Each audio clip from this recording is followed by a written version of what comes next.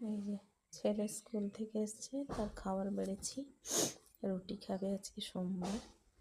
এটা নিরামিষই চপ। এটা ঢেঁড়স আলুর তরকারি, এটা বেসন বড়া আলুর তরকারি আর মিষ্টি অনেক রকমের। এটা আমার যা দিয়ে গেছে এই মিষ্টিটা, আর আমার ছেলে কিনে নিয়ে এসছে এসব মিষ্টি। আর এটা হচ্ছে আজকে শিব মন্দিরে গেছিলাম তার প্রসাদ।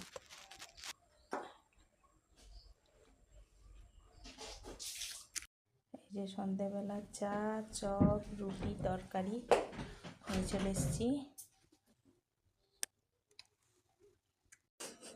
শিবুদা একটা বকলাম, এরকম কীরকম বলছো, আমি দৌড়ে কীরকম যাব।